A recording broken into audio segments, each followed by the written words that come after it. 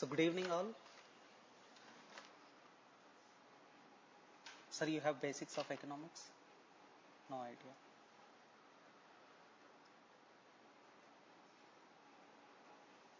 Do you know the topic for today? Economic survey and budget.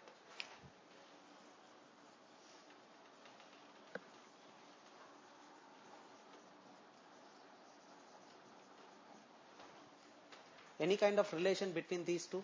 What is budget and what is economic survey?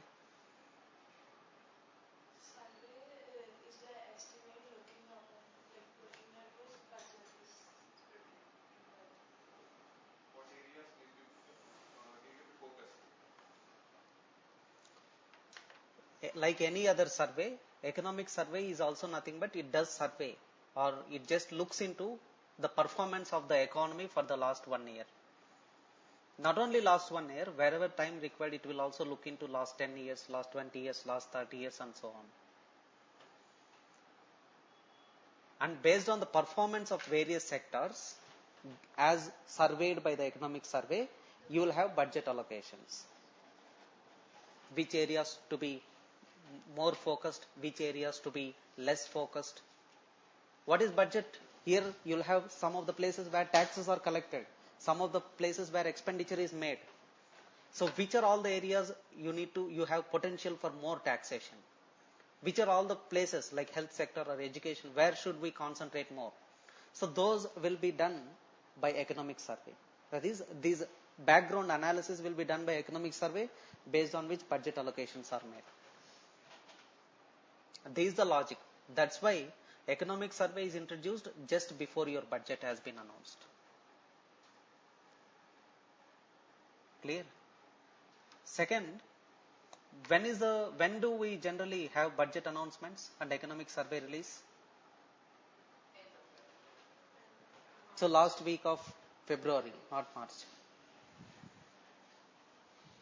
Just before we get economic survey, and the last day you will get budget announced or budget presented in the parliament. Who presents the budget in the parliament? Finance minister. Make note of each of these things. Before the budget. Economic survey, nothing but survey of the entire country, entire economy. Like it does survey of how the employment has been, how the production has been, how the inflation rates have been, that is price levels and so on.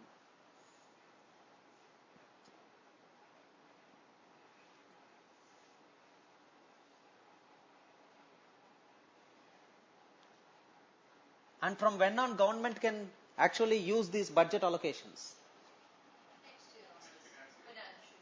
Not April 1st.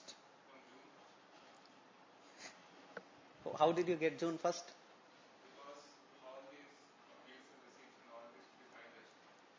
Yes. So, February last week is only the presentation of the required amounts. That is, whatever the grants required by various departments are presented in the or tabulated with the legislature. Legislature has to discuss upon those issues. It has to vote each and everything. It has to question each of these demands. And the process goes for 2 months almost, 2.5 months. Until May 2nd week or May 3rd week, these grants will not be voted until that period. It will take such a long time.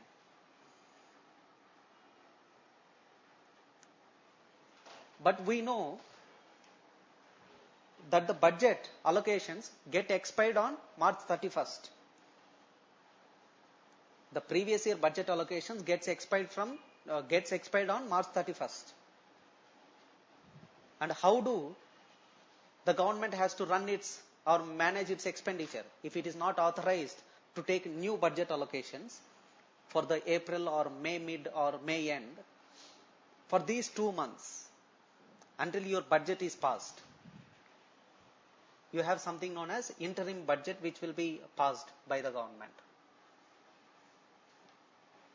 Stating that, see, we have budget propositions.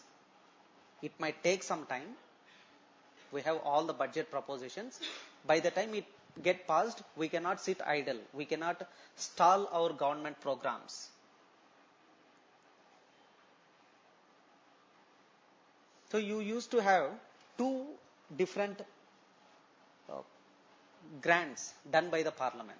One for the 2 months period or 1.5 month period, and one for the rest of the financial year. And this year is a landmark. Why is it so?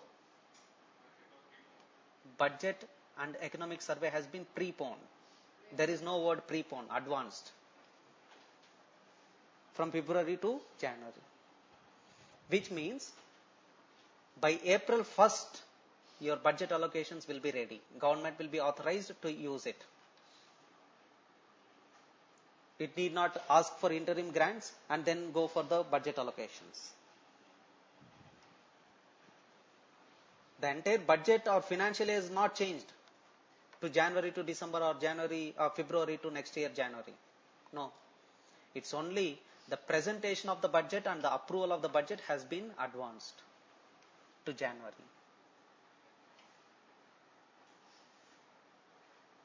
Such that the allocations are made by the budget at once for the whole fiscal year.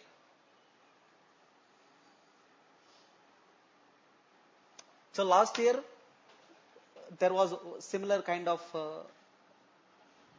change that was brought in the budget process. That is, the railway budget and the general financial budget has been both merged. And from this year, this is the another landmark with respect to budget. So before actually looking into what are all the taxation changes and expenditure changes that were made in the budget, let's look into the findings of economic survey. Some of the key findings that economic survey has done in our economy.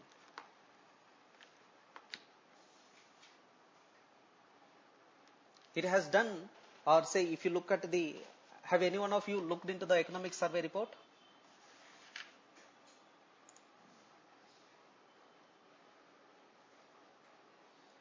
See, alternate distribution theory, I have again covered. Check in the today's class. The second part of alternative distribution theory, I have already covered. And I have started with modern macroeconomics, advanced macroeconomics. Just look into that. So, see, this is not the economics paper 1 session. So, we'll have discussion on this at later point of time. This is a Indian economy session on economic survey, that is economics paper 2, you can use it. Today from 3:30 you had class. Please check that recorded video. Yes.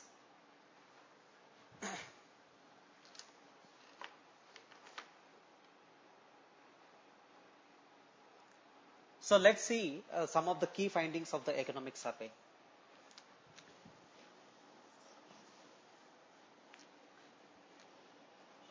If you look at economic survey, it is around, if you want to study the entire economic survey, it might take at least 1 semester to do it.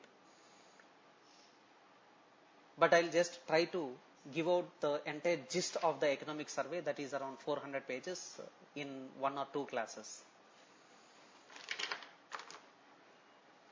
So let's look into some of the key findings. It has identified on GDP growth rates, or it has given findings on the GDP growth rates.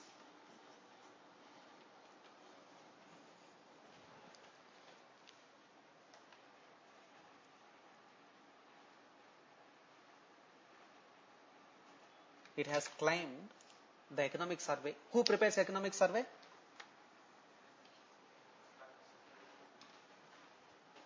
Chief Economic Advisor to the government. But presentation will be done by the finance minister itself.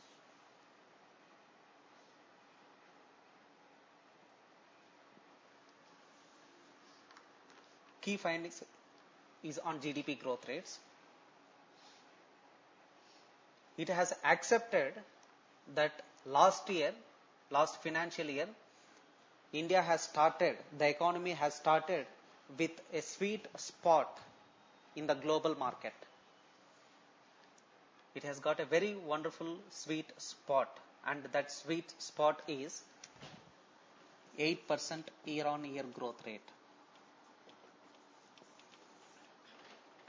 in GDP figures.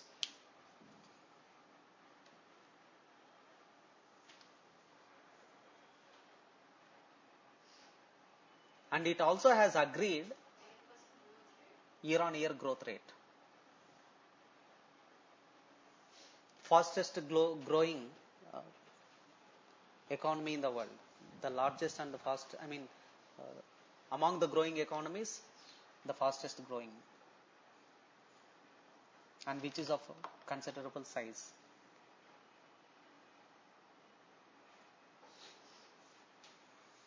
But it has also agreed that India has lost its sweet spot by around 0.25 basis points to that is 25 basis points to 50 basis points.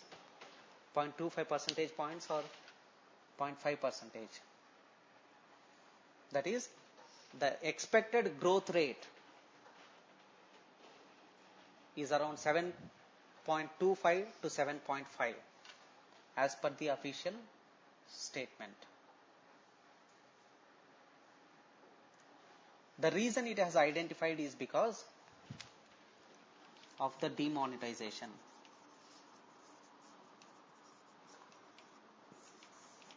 And with regard to demonetization, it has spent or dedicated a whole separate chapter on it.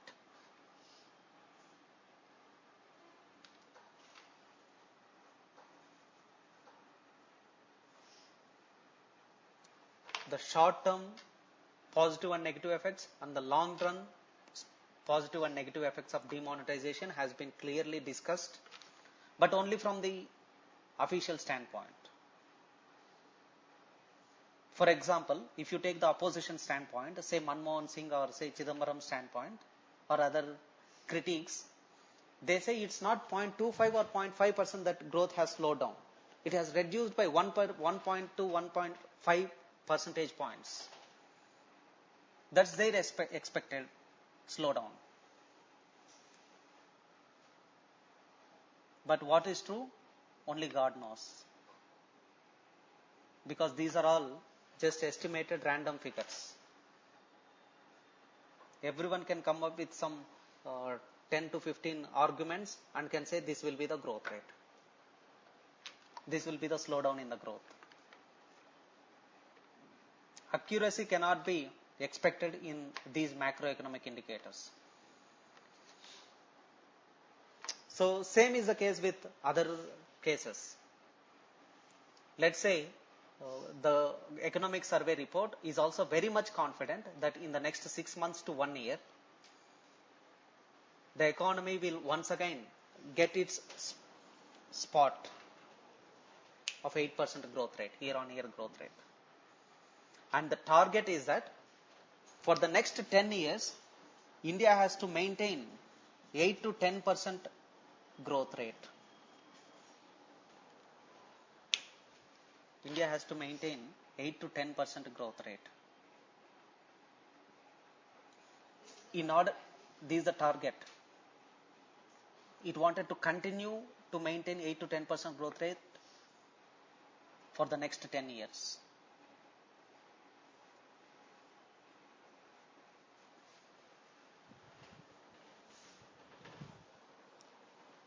Last decade was a story of China's growth rates. And it is said that this decade is the story of India's growth rates. That is from 2015 to 2025.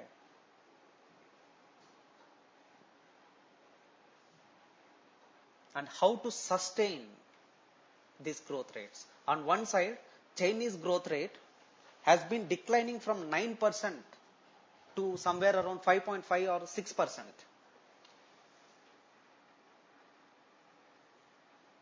And we have globally stagnant economy.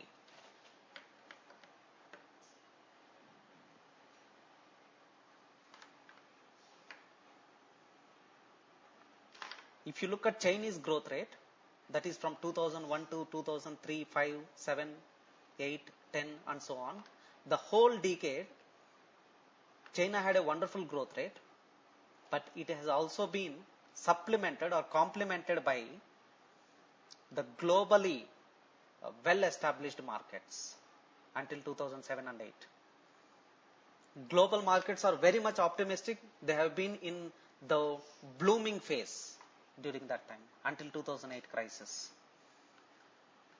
Now, India has been targeting this growth rate for the next 10 years against the background of Chinese slowdown and also against stagnant global growth. That's why it will be a challenging task or objective for India. And the economic survey has identified clear reasons or clear means by which India can sustain this 8 to 10% growth rate. In spite, Chinese growth rate may not be increasing, and in spite the globally stagnant economy we have. It has said that Chinese slowdown or global stagnancy, am I going for too fast? It has said, or it has recognized, the economic survey has recognized that global slowdown or global stagnancy or Chinese slowdown is really a challenge. The environment of this is really a challenging task while achieving this goal.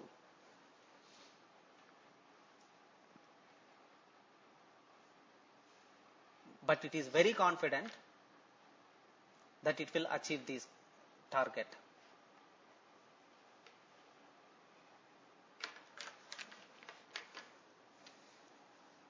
And how did it say it is very confident in achieving this target? It said that 1, manufacturing sector, 2, service sector, and 3, export. The economic survey has identified that in order to achieve this 8 to 10% year-on-year GDP growth rate, export growth rate of 15% year-on-year is a must.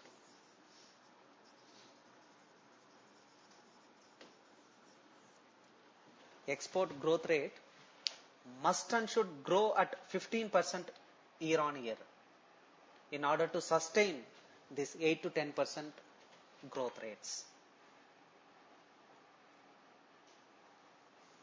How is it?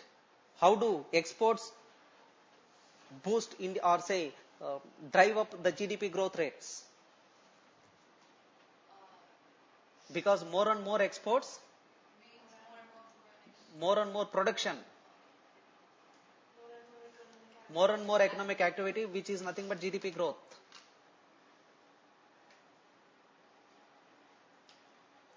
This again, it looks like silly logic, but simple logic, but some of you might not understand why for GDP growth rate we need export growth rate. So that's the reason why I have given that statement, that if there are more and more exports, the country will produce more and more. More and more production is nothing but GDP growth, gross domestic production. But this is again a challenging task, export growth rate of 15%. How do we have to ensure export growth rate of 15% when you have globally stagnant economy, when people are not consuming more and more from around the world? For this, it has identified that there has been,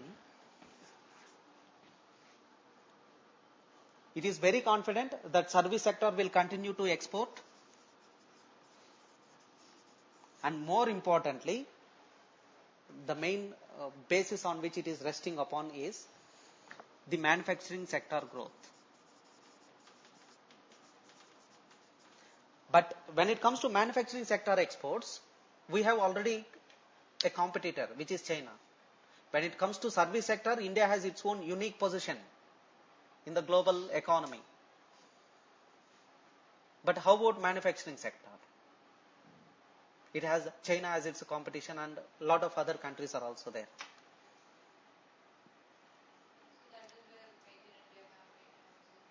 Yes, Make in India campaign, but nevertheless, Make in India campaign, whatever might be the campaign, if there is a real demand, people will come and invest. If there is no demand, people will not come and invest.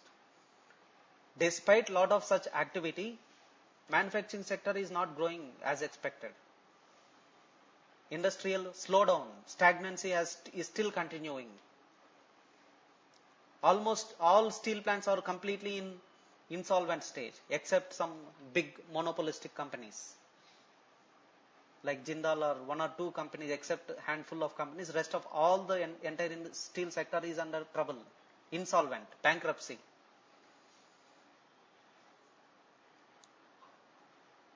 So here, and globally also, see, the automobile sales has been come down. Almost all manufactured goods have come down in its sales. China itself is simply sitting quiet because it is not finding export opportunities in case of manufactured goods. But India has been very clear that it is not the traditional manufactured goods, but say technology driven or say innovation driven manufacturing growth or high end technologies is what it is saying, but nothing has been happening in the concrete, in the reality. And second, apart from this high technology driven, high end manufactured goods, it is also concentrating upon food processing industries, where India has identified that it has its own unique position in the global market because it has wide range of food varieties and the environment is favorable to that. And it has also identified its proximity to the export markets like Arab markets and African markets. So because of these two reasons, they are very sure, the government is very sure that food processing industries can flourish very well.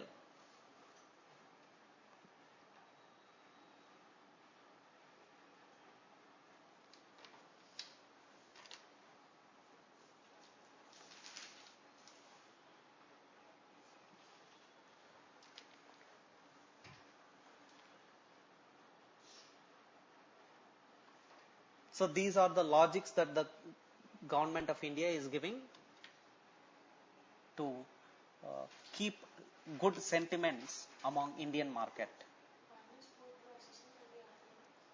High innovation driven manufacturing sector. Cutting edge manufacturing sector. But we have to see what kind of cutting edge technologies are coming up.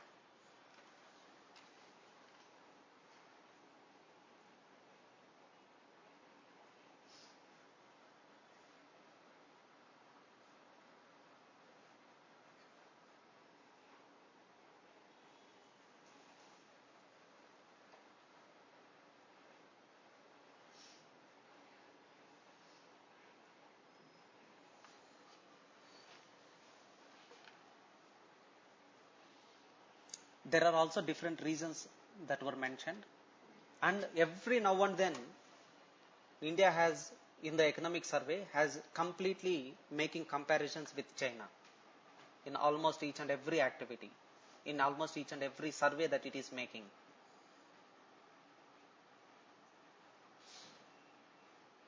Let's say in terms of attracting FDIs, foreign direct investments,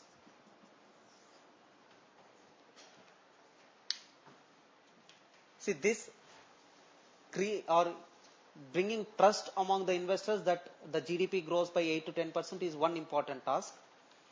Apart from that, ease of doing business.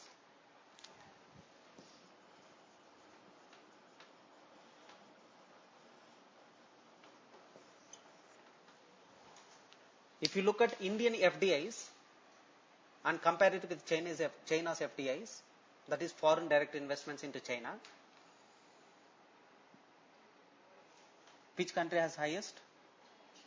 China. China is getting 8 to 10 times the FDI that is coming to India. In spite, there are no security to private property rights in China. In spite, it is a statist economy. That is, more of state interventions will be there from time to time. India is said to be a democratic economy. More private players are encouraged. Private property is respected.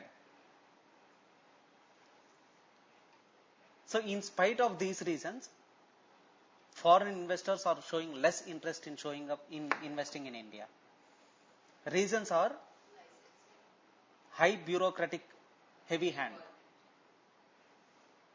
That is, it is of highly bureaucratic in nature. That is, excess rules and regulations, maintaining secrecy, delayed approvals, huge corruption, etc. While China on the other side, it is known for speedy approvals, less corruption.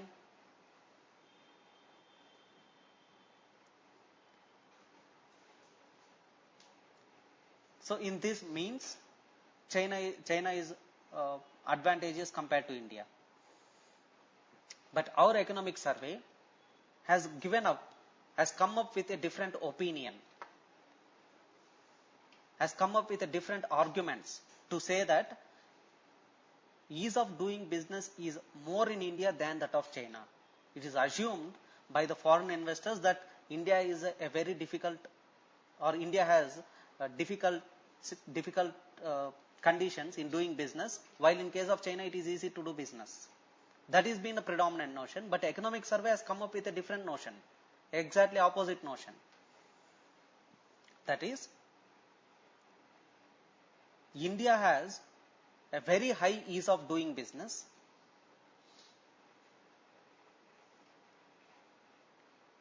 The statement goes like this: India does a lot of trade. India does a lot of trade and a lot with itself. India does a lot of trade and a lot with itself.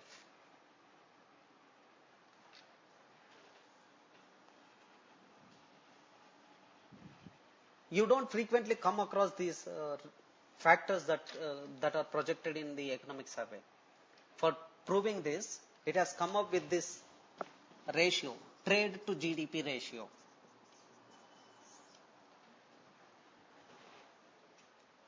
Trade to GDP ratio.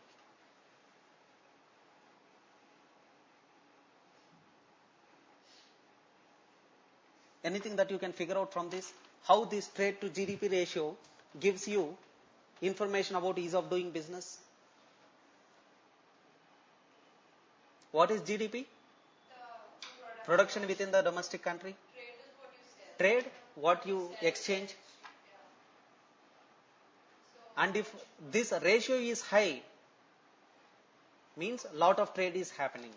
The produced goods are traded more freely. If this ratio is less, the produced goods are traded less.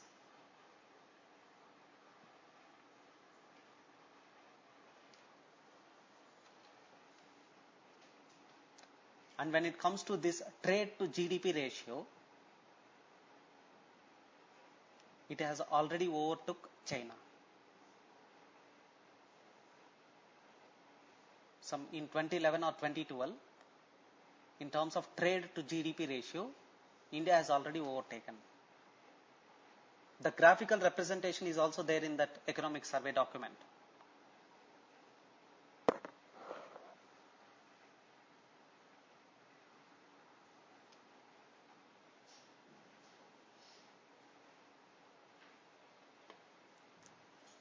So, and the second part of the statement, a lot with itself, means interstate trade, it is trying to emphasize upon.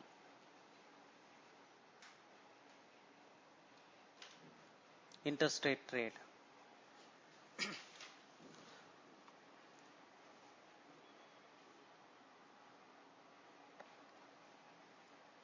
So with these facts, it has proven that ease of doing business is relatively easy in India compared to that of China. This is another survey that was done by the government of India.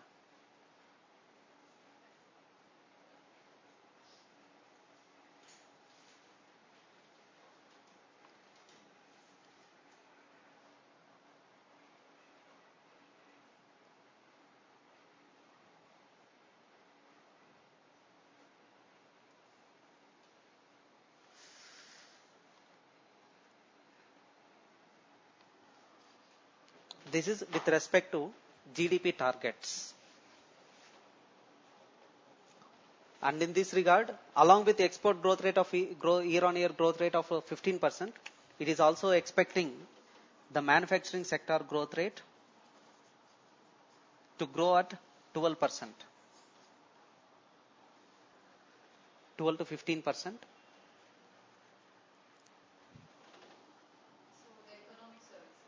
Yes. No, it is also, it is a long stated objective. It is a long stated target. There is National Manufacturing Policy 2012. Look into that National Manufacturing Policy 2012. It states very clearly. It targets on the volume. One of its target is to make GDP or manufacturing sector GDP. One of the target of National Manufacturing Policy is to make manufacturing sector GDP to grow year on year by 12 to 15% and making it 25% of the total GDP. Currently, manufacturing sector contributes to somewhere around 15% of the total GDP. Manufacturing sector GDP is somewhere around 15% or 16%. The target is to make it to 25% by 2022.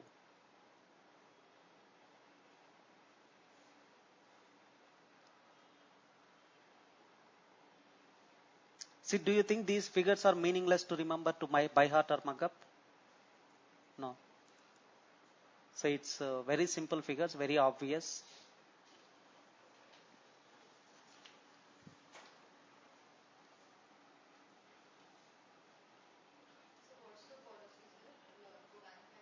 You find out. National Manufacturing Policy 2012.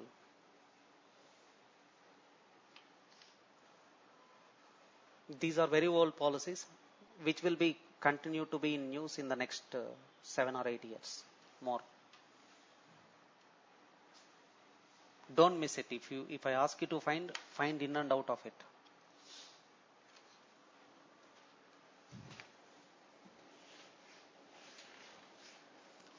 And coming to the one another reason why it said that, see, when it comes to exports, which are growing at 15% year on year, I wanted to give you one more key point here. If you look at Indian exports from 2003 to 2011, can you guess any growth rate, year on year growth rate? Any guess on what would have been the export growth rate from the last decade period?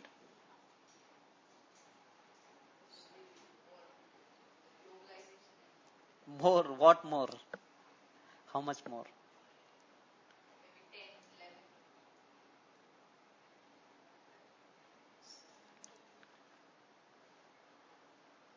Did you get my question? No. Last decade, what was the average export growth rate of India? Any expectations? Don't want, there is no reason why you should have known it, because you would have never come across it. But just given these conditions, you can try to figure out something. 10, 11%, 7%.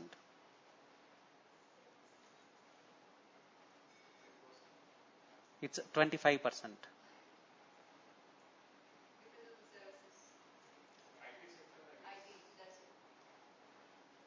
25% year-on-year growth rate. But when we had achieved 25% year-on-year growth rates in the booming phases, this 15% is really an ambitious target, given the dim picture about the world, about the global market.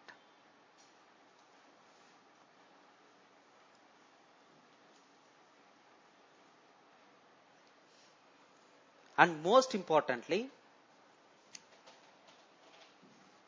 there are greater chances and estimates that Chinese manufacturing sector exports will continue to slow down.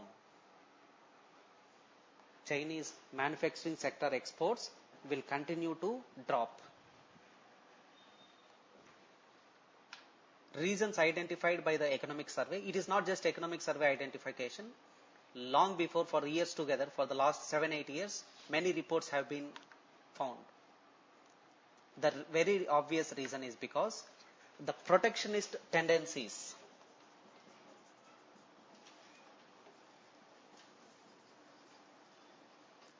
on part of advanced economies.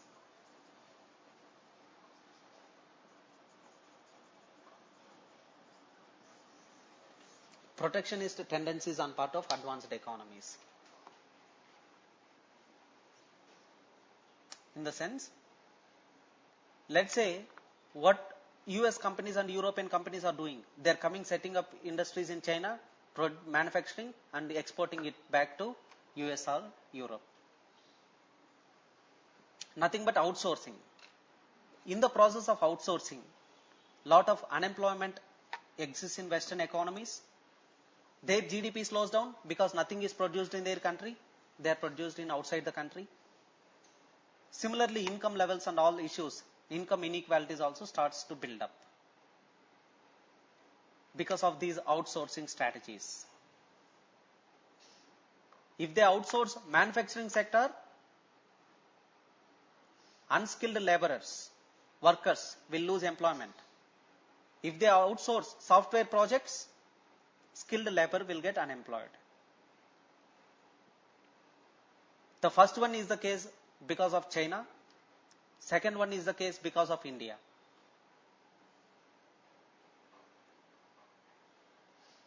Unskilled workers and at the same time even the skilled manforce are getting unemployed in the Western economies, and the problems of inflation or unemployment, not problems of inflation, unemployment or income inequalities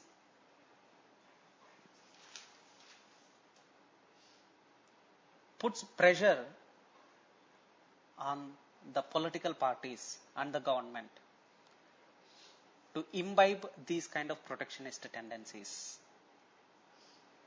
Protection in the sense, preventing jobs from going out, preventing companies from outsourcing to other countries.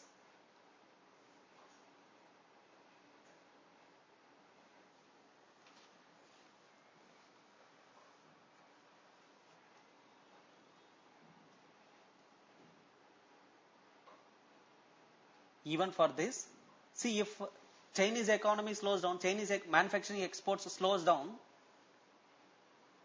India also is the case, because in India also because of India, most of the US citizens or European citizens might lose jobs because they are outsourcing their IT projects to Indian companies.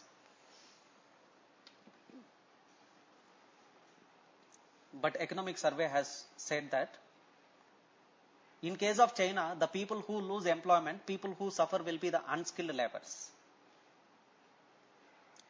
Because of outsourcing to China, the people in West who suffer will be the unskilled laborers. But in India's case, it will be the skilled laborers, skilled manforce.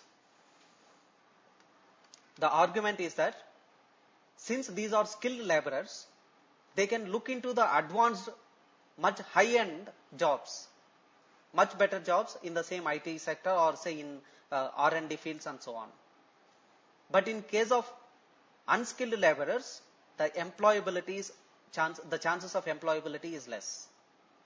So therefore, the protectionist tendencies will be more in case of unskilled laborers, unskilled manforce, and not in case of skilled manforce. But this is an argument which is half convincing. But it is stated in economic survey.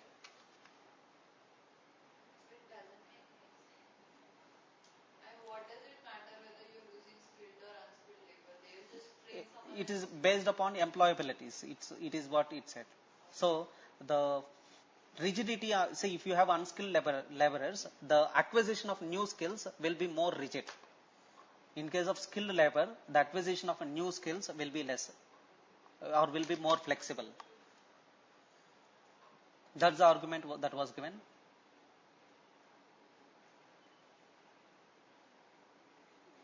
Just remember it, and you start your own fact finding works. So this is the reason why it said that Chinese economy or exports might slow down, but not the case with respect to India.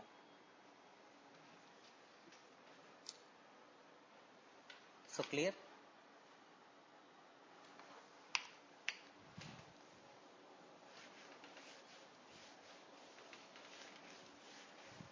So this is all the information that it has given about GDP growth story. And lot more can be digged upon, like each and every sector, agriculture sector, and lot more things, chapter by chapter you have. Let's see if we can discuss from time to time. This is the first topic that it was highlighting upon. Next issue that economic survey talked about is demonetization.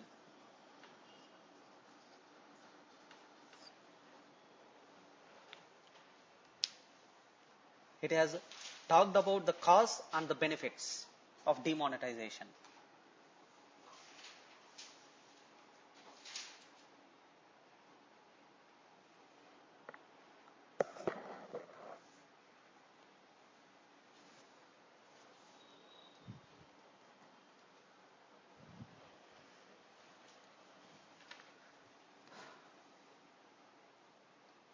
As per the government's stated objectives,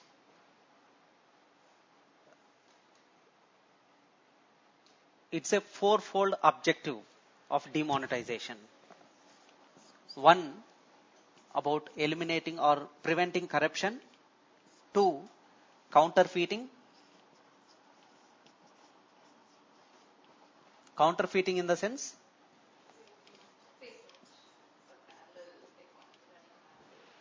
Fake Indian currency notes. Prevent counterfeiting.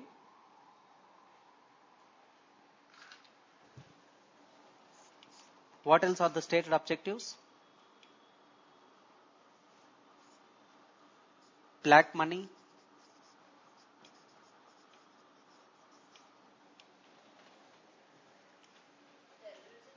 And terrorist financing. Prevention of terrorist financing.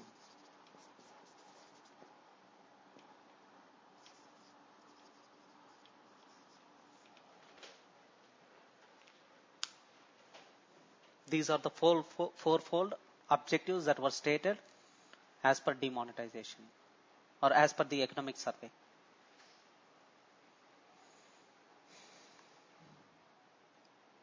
But how about these objectives, whether they have been achieved or not? Let's see. From Jan second week or third week, the withdrawal limits have been raised. Now, if you look at some of the business accounts and current accounts, there are actually complete withdrawal limits have been raised to the previous levels.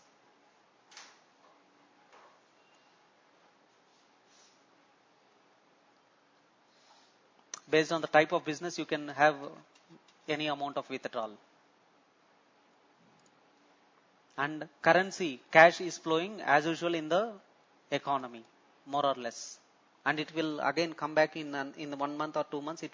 People will never even bother about whether there is a cash or there is a online payments. People will freely spend cash transactions. And when this new currency is flooding in the market again, there are again chances that this can happen, this can happen, this can happen, and this can happen.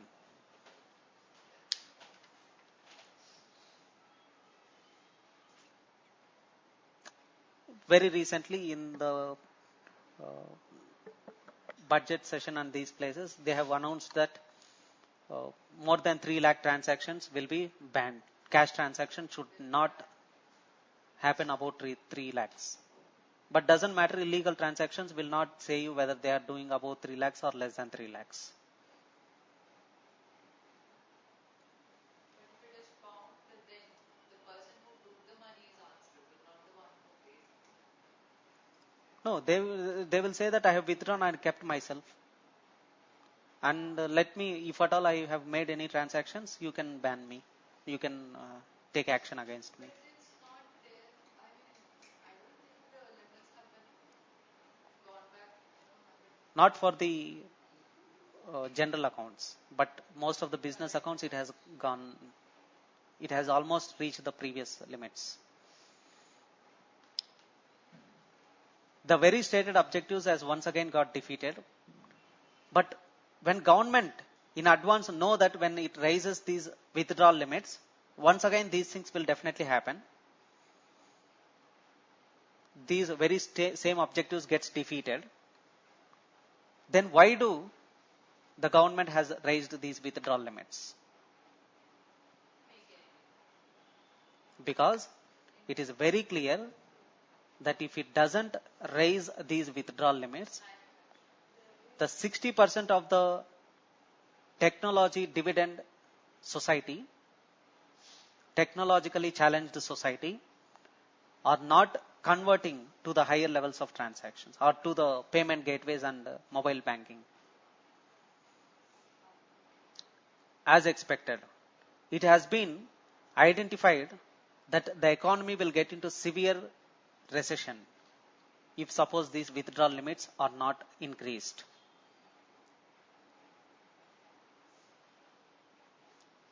Fearing or say keeping in view of this slowdown, it has raised these withdrawal limits. But these objectives might get defeated very easily.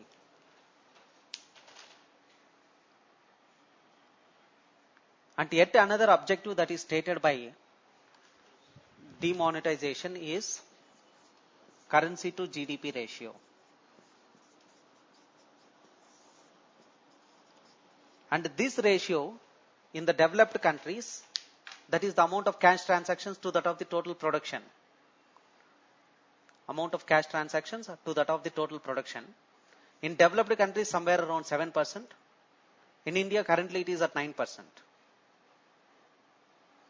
And at the time of independence, it is somewhere around 12%.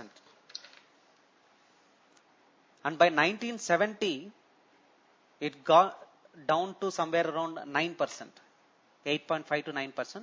And once again from 1970, it started increasing. So this is another objective. Yes, this is another objective. Because the government has serious limitations here, or government identified serious limitations with this high ratio, cash to GDP ratio. Because it found that these are very obvious means whereby black money is getting converted into white. Whereby black money is getting converted into white. Let's say you have 1 crore rupees black money, you set up some industry and you spend on informal workers. Whatever they receive every month, 15,000 or 20,000, or raw material, or selling, or say paying to the raw materials and so on. By the time it gets into their hands, it becomes white. But the same cash, when it is existing in the hands of this investor, it is black. And this is one of the reasons it identified that this cannot be prevented. And therefore, we need to reduce this cash to GDP ratio to at least 7%. That's another stated objective of demonetization, which again might get compromised the moment these withdrawal limits have been increased.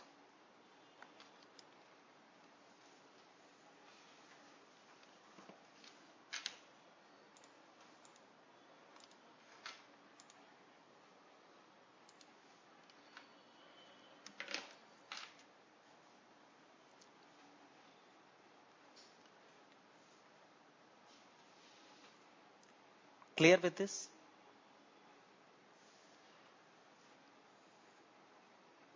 And the economic survey highlighted that demonetization is one of the steps or is a continuation of the previous efforts of the government to prevent corruption, to bring back black money. The economic survey has highlighted that demonetization is a continuation of the efforts that government has taken to prevent corruption and black money. And what are the previous efforts that were taken by the government of India? Setting up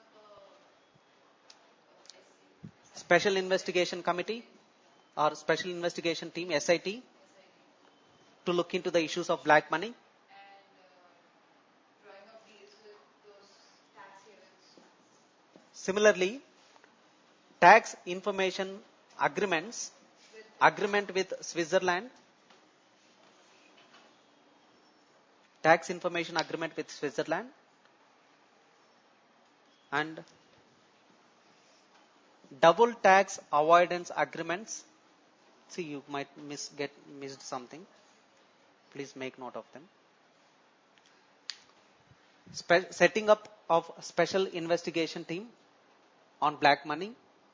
I mean, here I am talking about the previous efforts taken by the government to prevent black money. Setting up of special investigation team, tax information agreement with the Switzerland government.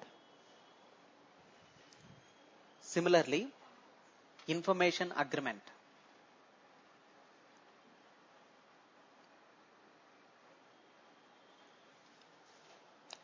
Similarly,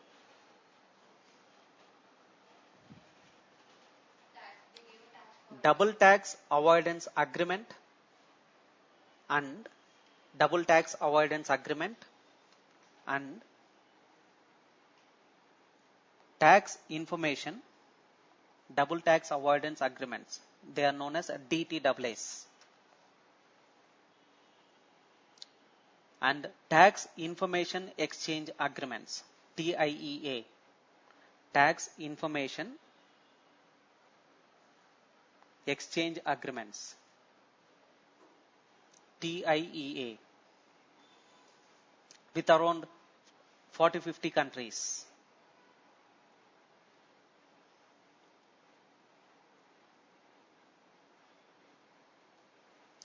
What is this DTAA? What is that TIEA? You try to find out. See, when I ask you to find out, you don't by heart or just remember the statements.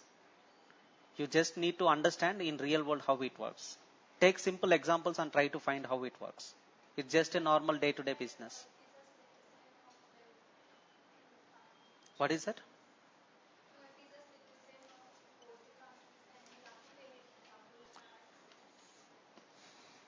So if a person is citizen of both countries, we don't have dual citizenship. We have only single citizenship.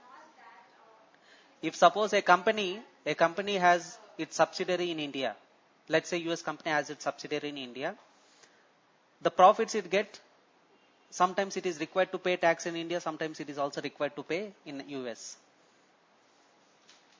When you have this double tax avoidance agreements, it can pay at only one place. Similarly, tax information agreement, exchange agreements. The same company can say that I have already paid this tax to Indian government, or say they can say that we have already paid to the US government and so on. So the exchange of these tax information must be done. That's the purpose of tax information exchange agreements. Similarly, what else are the steps that were taken? Voluntary income disclosure schemes.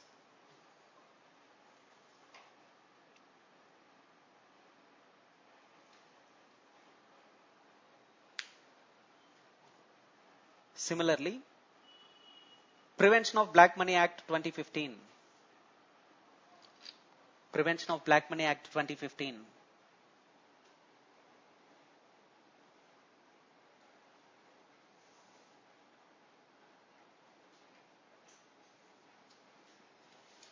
What else? There is a lottery thing that is going on. That was there.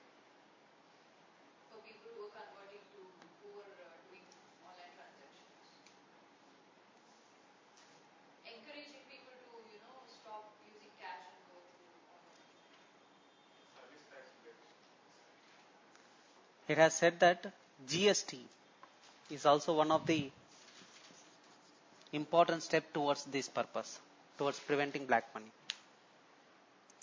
It is identified that GST can have great potential to avoid tax evasions and to comply with tax. How? It makes rules simple. It makes transparent transactions, Rates are also whereby they cannot say that we have paid here, we have paid there, and so on. There will be one step tax. and the rates are also reduced. Rates will also get reduced. Overall rates and so on. See, GST is a separate topic which we need to elaborately discuss, the plus and minus, and it is not a one-stop solution. We cannot even consider it as a substantial progress as government is claiming. So we have a lot more things in case of taxation, tax reforms that needs to be done. We will discuss that under tax reforms. Similarly, what did I say? Prevention of Black Money Act.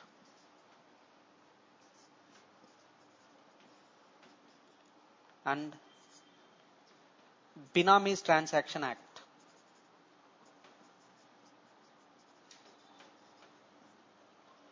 Prevention of Binami transactions. Likewise,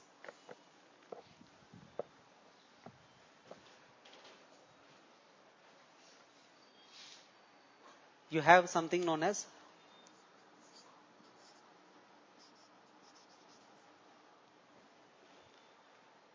Holy Trinity of Jan Dhan, Aadhaar and mobile.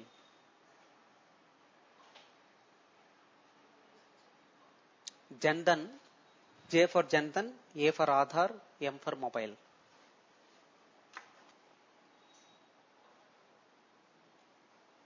Jan Dhan talks about People having universal banking system,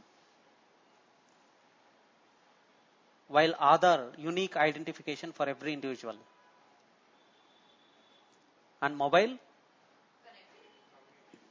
communication and transactions. And with demonetization, the economic survey is claiming that M has become an integral part of this holy trinity. With demonetization, mobile has become an integral part of this holy trinity. In the sense, earlier, when most of the transactions are happening in cash, there were some doubts. The reason why M was included along with this. Jan Dhan, okay, everyone has bank accounts. Aadhaar, okay, everyone has Aadhaar accounts. And why M? Not everyone are doing mobile transactions. And with demonetization, the government is claiming that M has become an integral part of this holy trinity, which has greater potential to prevent cash transactions and ensure cashless economy, which in turn can prevent this black money transactions. So clear? So in the process, it has identified that there is also a logical next step. It is also a sequence of efforts that are taken by Government of India. And it said that it is not an end. Demonetization is not an end to prevent black money, and it is a beginning and it will continue. That's the stand of Government of India with regard to demonetization and prevention of black money. And I told you that there are means or there are ways where its own objectives can get defeated in terms of cash to GDP transactions, or all these stated objectives can get defeated.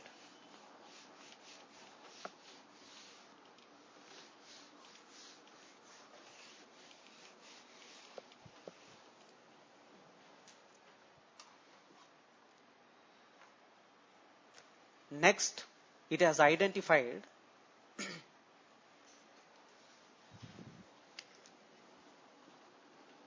that Indian economic prospectus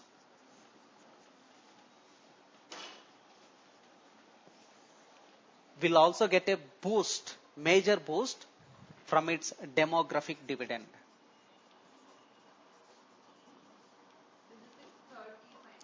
Yes. See, previously you can also write, wait a minute, before getting into this, in the previous demonetization and GST, you can also write one more information, interesting fact it has provided in the economic survey. That is the tax base, tax net or tax base. That is people who are taxable. It has come up with an interesting survey. It found that in India, 7 out of every 100 people pay tax.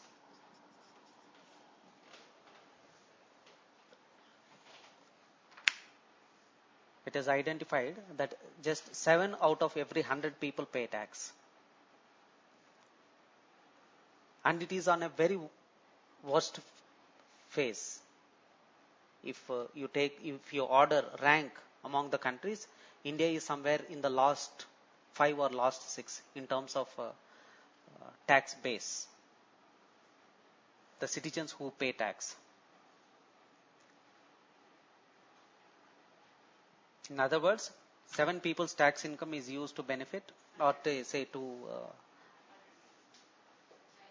take care of the rest of the 100 people, to carry out the entire governmental activities. And countries like Norway, Switzerland, Canada, any expectation? What will be this ratio? 60, 80, 90?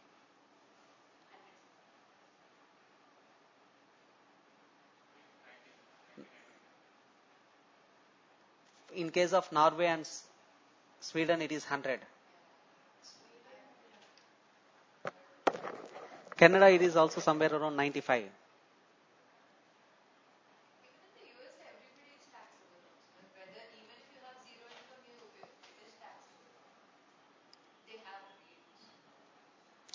For example, let's say UK,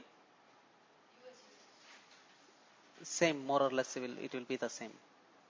Somewhere around 30 or 33 out of every 100 pay tax.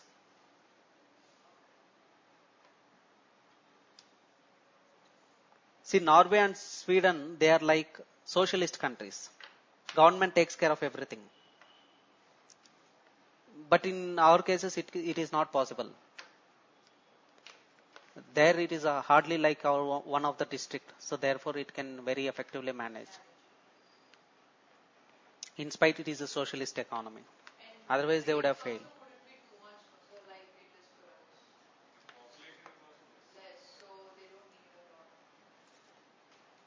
So fine, this is, and interestingly, Russia is behind us. It is somewhere 6 out of every 100 people pay tax. 6 or 5.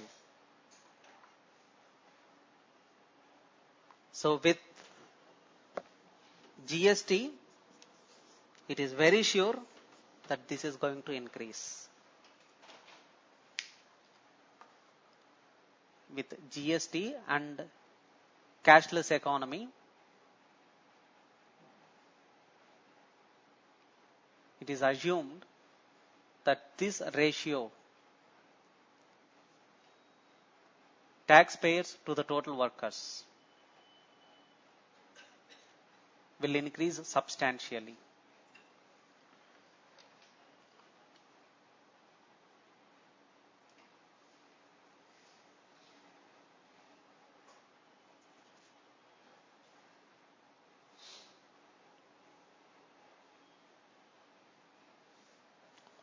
So this is something you can make note before going to the demographic dividend. What is that, sir? Indian economy perspectives. I just use some word. Suggest It's demographic. like Indian economy will also get a major boost from demographic dividend. That's the intention of what I mean to say. And what is this demographic dividend? What is this demographic dividend?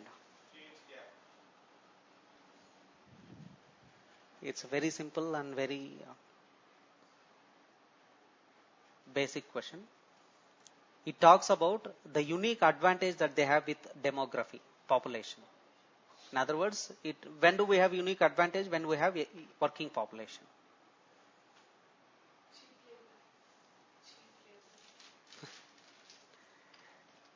Why can't we have skilled labor? Why do we need to have always cheap labor? And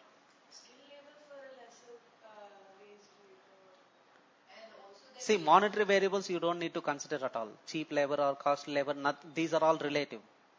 age group also. We have a relatively young. It's not just age group. Age group is a very important factor. And the employability skills of this age group will tell you whether your country is taking advantage of this demographic dividend or just merely wasting it. We have very wonderful youth population, but what if you don't have enough means of using them?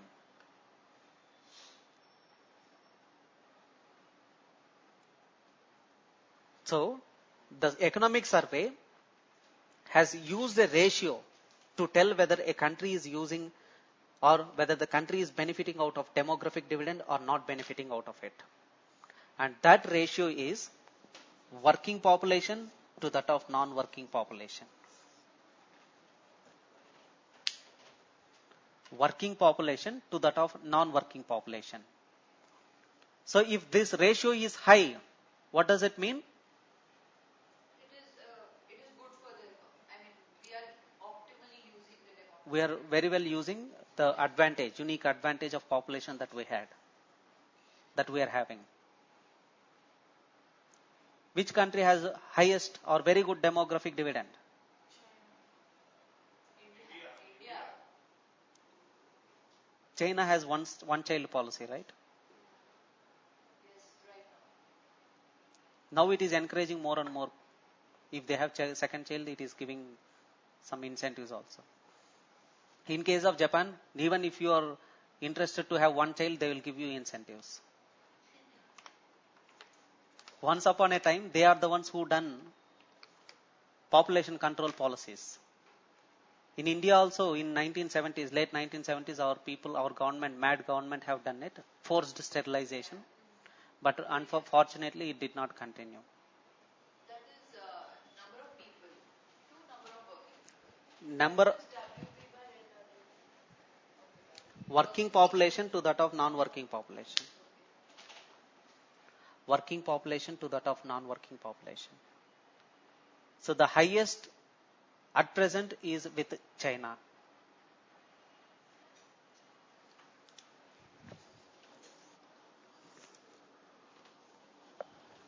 India is not having, if you look at present demographic dividend, India is not anywhere in the top.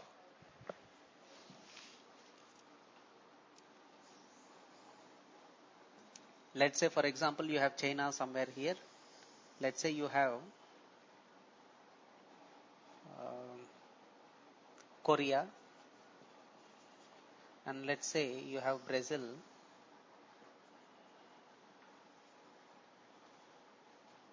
and let's say we have India.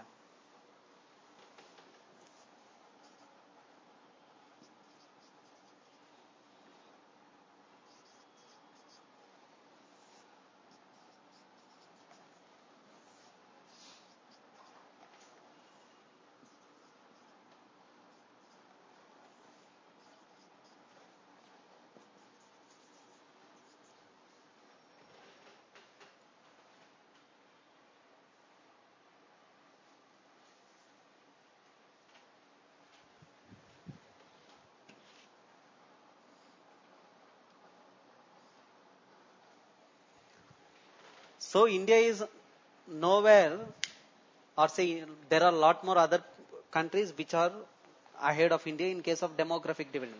We have taken, the survey has taken just three comparisons, three other countries to compare for. So the number of working population to the non-working population, we have lot more ahead of us. But India's demographic dividend, what is the uniqueness? There also it's the same. Working population is good. The advantage here is that Their manufacturing sector potential. no,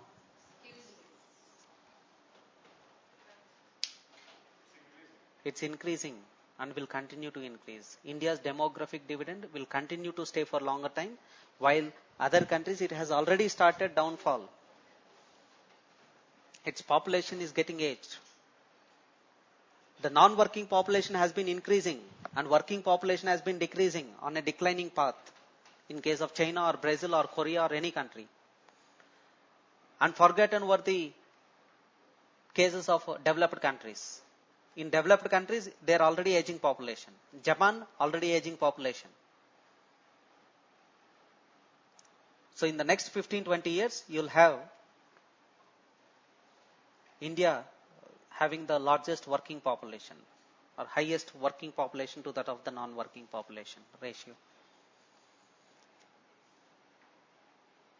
That's the uniqueness of India's demographic dividend.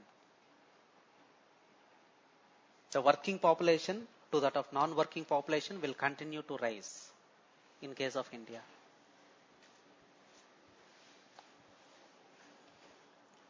And to make use of out of it, education sector investment, health investment, skills development investments, and all these is what the government is arguing, or it is investing for, in order to better use this demographic dividend.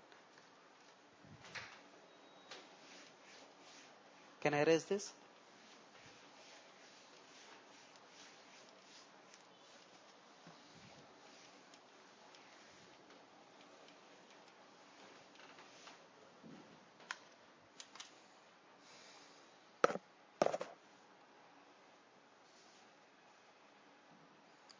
And for sure, India has been saying that because of this ratio, that India will be the largest economy by 2040.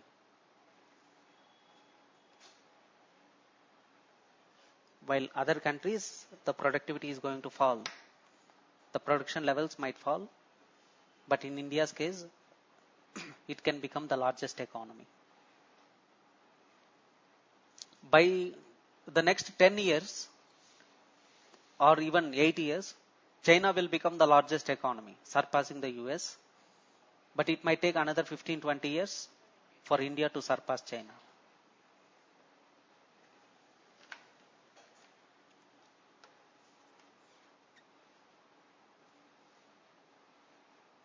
So by 2040 we might become the world's largest economy. Once again, it's not God's revelation, It's just estimation.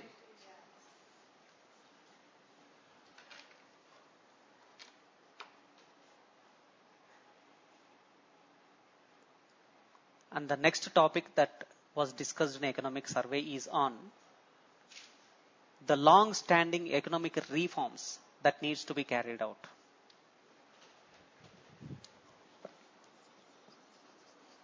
long standing or long pending economic reforms.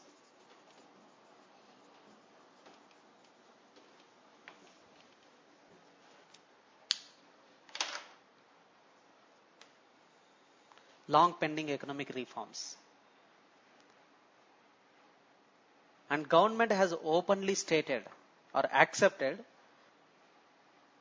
that the present government or the past governments have maintained double standards in case of some of the economic reforms.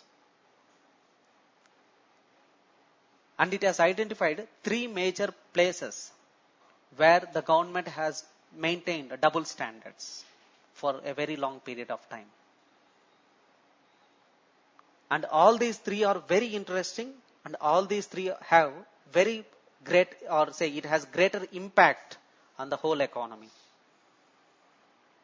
They look like general issues, but they have great impact on the entire economy the moment those reforms are implemented. One,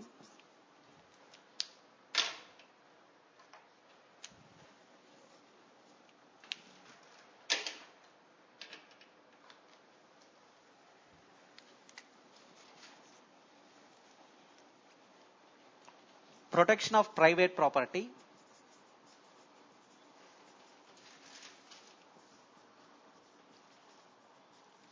and privatization.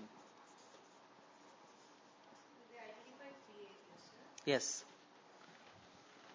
Where Indian government has maintained double standards.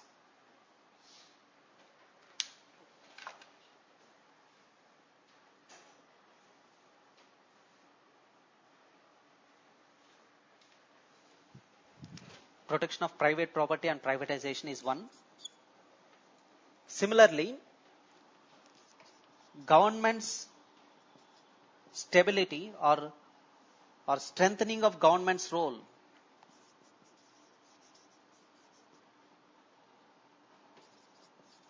in its traditional areas. Defense as well. That might be according to us, but government is not so extreme. It feels it's any expectation on what is its traditional areas as per the government and the economic survey?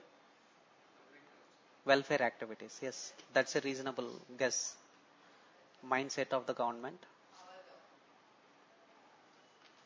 No, in fact, many governments around the world is having the same kind of mindset, that they are identifying their traditional roles as welfare activities.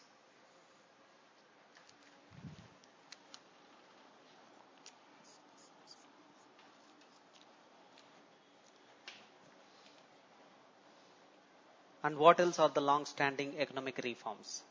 Redistribution of wealth.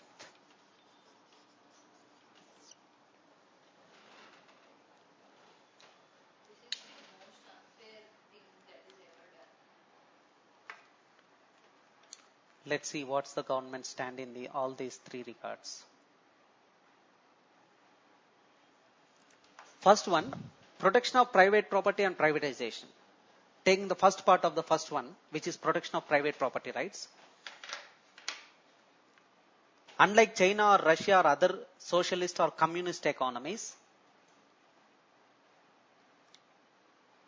the Indian government's stand is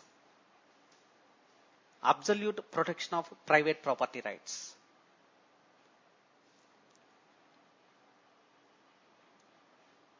And that is the reason the right to property is a fundamental right. Was a fundamental right. Just like we cannot kill you or we cannot take away someone's life, whatever might be the reason. With the same logic, we cannot take away any other's property for whatever might be the reason.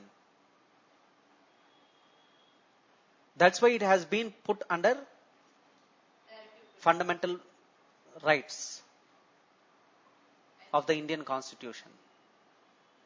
Directive principles are not fundamental.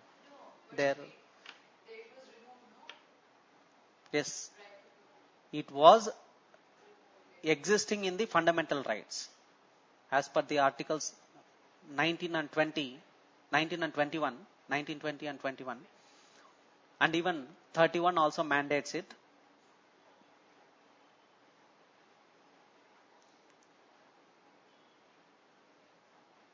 Right to property used to be a fundamental right, like that of Articles 19, 20, 21 and 31. All these three guarantees that right to property is an inalienable fundamental right, just like right to life. But the 44th Amendment Act by the Morarji Desai government has removed this right to property from the fundamental right and has inserted this right to property in somewhere else, that is under Article 300A. It was removed from the fundamental rights part and has been inserted under Article 300A of the Indian Constitution. See, there are a lot of story you can read. What Supreme Court has said when government is when the legislature is changing each and every part of the Constitution. There are a series of, say, first starting with the Keshavananda Bharati case, you have Goloknath case, and you have mineral rights. So you have all these cases, series of cases, whereby you got confrontation between the legislature and judiciary. But none of the governments after that, after the 44th Amendment Act was made, and none of the budgets or economic surveys, no government's reports has highlighted the need to once again bring this right to property back to the fundamental rights. Fundamental rights are something which you cannot amend any time. It is a basic structure. You cannot change the basic structure.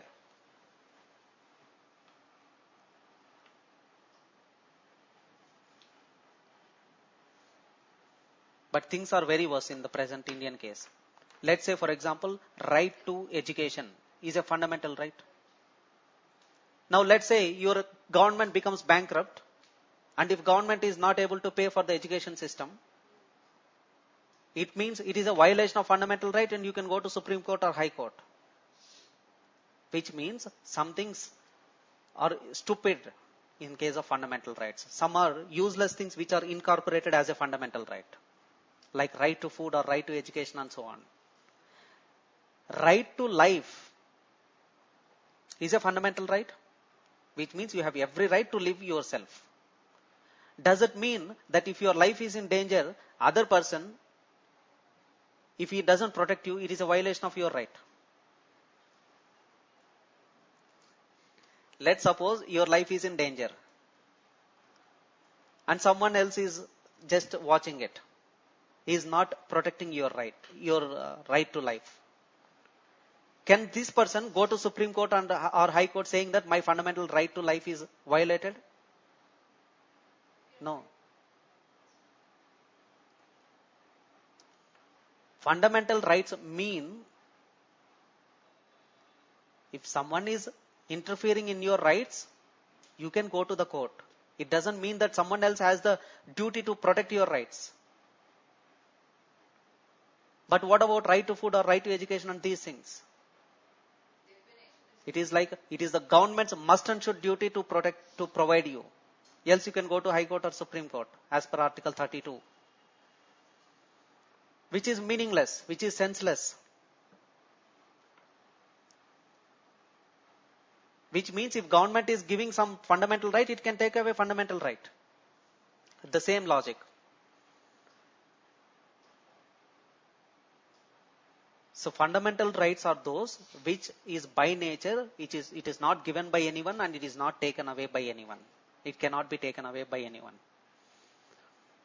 That's the gist of the constitutional framers. It can be Indian Constitution or American Constitution or any other well-known constitution, well-known liberal constitution.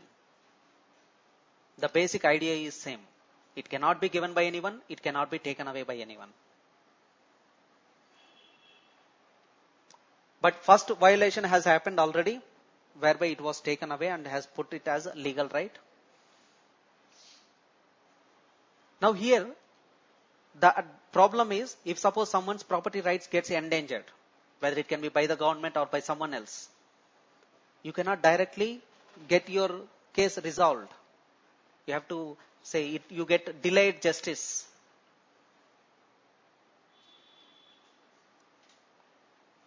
For the first time after a very long time,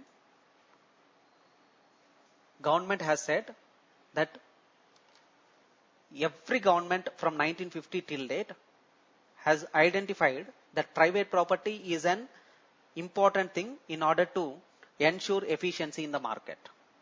But at the same time, why do we not guarantee the right to property as the fundamental right? This is a complete double standard. This has been the standpoint that was made in economic survey. After a very long period of time, it was highlighted by the economic survey.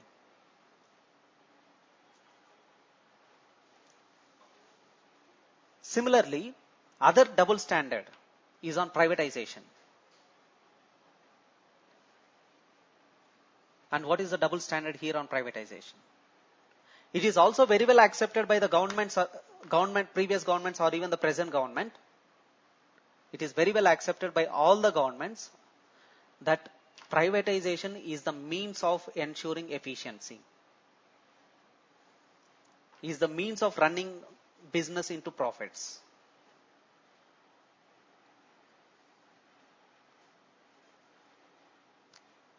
But what is the other stand?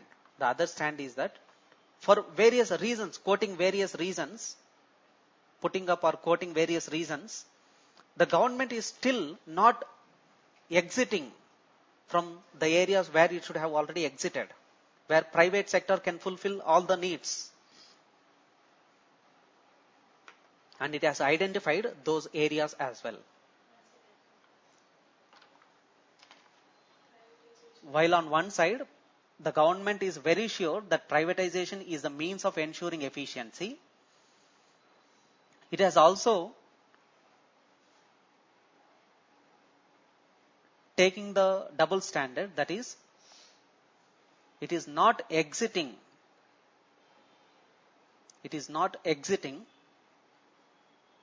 from some of the sectors. It is not exiting from some of the sectors where private sector can fulfill itself,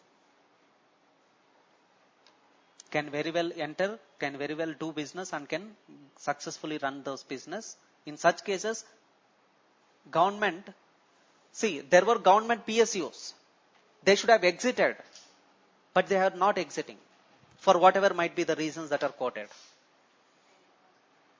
And it is said here that the government, for not exiting, are quoting some reasons which might be valid, but they are not the reasons to continue business or to continue government to do such businesses. In spite, they are insolvent. Some of the fertilizer companies it quoted, that these companies, they are completely in insolvent phase. Government is taking a stand of funding it in spite being insolvent. Government is taking a stand to fund these companies in spite being insolvent, in spite where private players can very well do the business.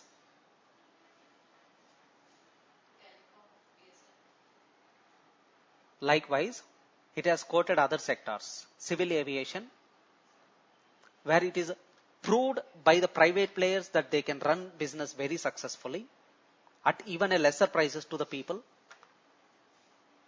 Telecommunications, and yet another important thing, DISCOMs, distribution companies, power distribution companies. Most of these are state-run power distribution companies. And they were again outsourced, they were privatized anyway.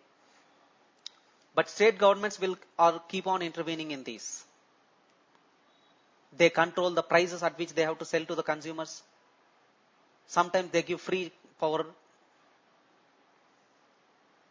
What happened as a result? All these distribution companies, without any exception, without any state as an exception, these are already having huge debts accumulated on its head.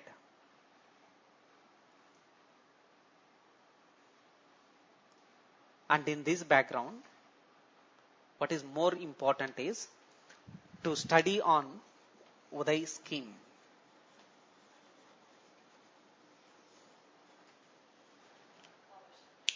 Ujjwal Discom Yojana. This is a very important scheme regard to power sector. To make these distribution companies which are completely debt burdened, Discom companies in the sense, distribution companies, power distribution companies.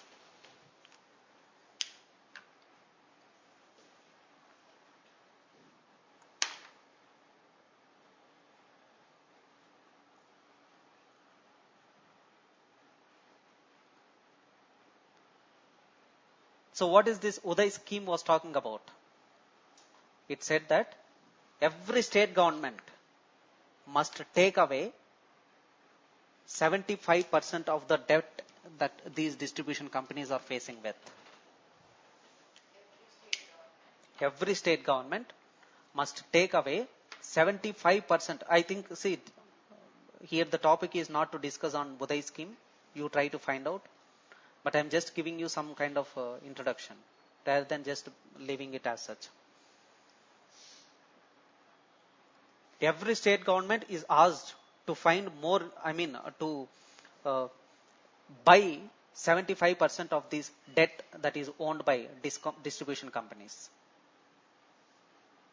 It should be relieved of these debt. Only 25% debt is responsible by the distribution companies, and the rest 75% must be taken over by the state government.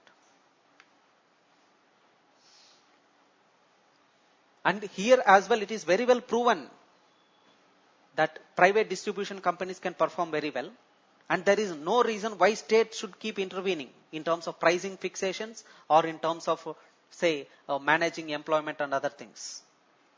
None of the management decisions need to be interfered by the state governments, for whatever might be the reasons. It should work as per the market principles only.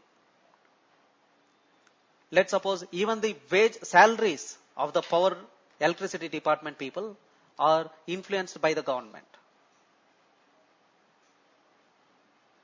So these are all the places where the market principles has to be embraced. These are the areas, civil aviation or all these places. The market should have been embraced. But it has been looked upon with suspicion. This is a double standard.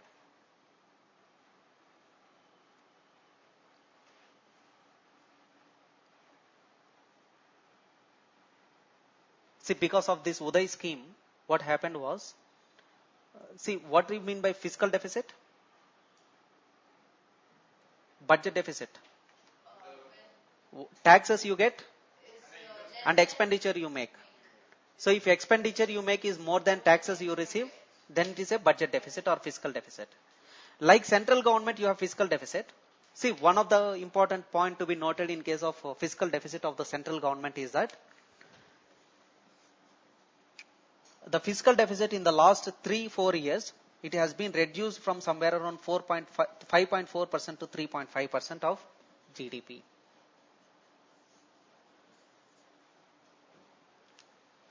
In 2014, it was somewhere around 5.4% of the GDP, the fiscal deficit. It has been slowly got reduced to 3.5%. It has kept this as the target and it has achieved. This again stated in the economic survey. But on the other side, each and every state government fiscal deficit, on an average, all the state government's deficit was somewhere around 2.5% of their state GDP.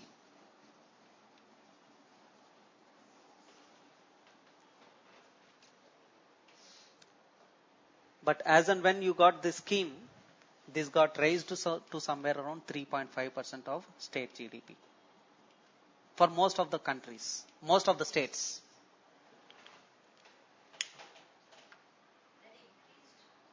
Increased deficit. Because it has to fund this debt.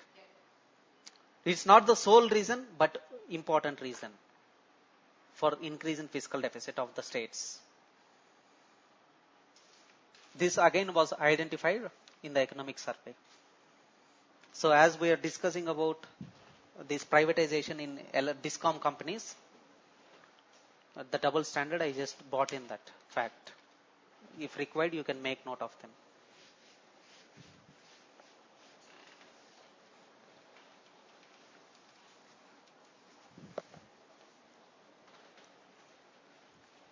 Next one, strengthening government's role in traditional areas. This we will discuss in the next class. Meanwhile, you find out some of the important facts. While central government is, or while economic survey is asking the central government to strengthen its role in traditional areas, what kind of policies it needs to adopt, what kind of schemes or programs it needs to adopt in order to strengthen its welfare activities. It has said that you can learn from some of the states. There are some states which can act as role models for central government schemes. One such thing is Chhattisgarh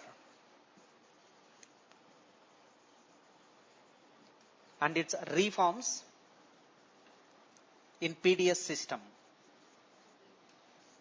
public distribution system. It can be taken as a role model for rest of the states. I mean, this is not my statement. It is the statement of the economic survey. Or take for example Gujarat.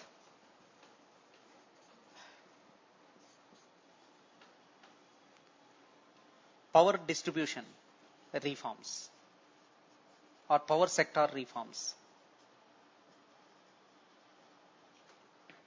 Similarly, Haryana, technology driven kerosene free Haryana.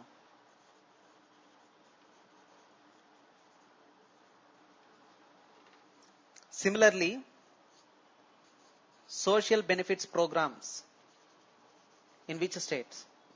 Very well known.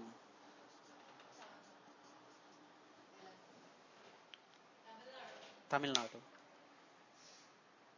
So you find out what are the role models or what kind of PDS system that Chhattisgarh is adopting, or power sector reforms that Gujarat is adopting, or technology driven kerosene free Haryana that Haryana is adopting, or social benefits schemes that Tamil Nadu is adopting, which economic survey said that central government can adopt these.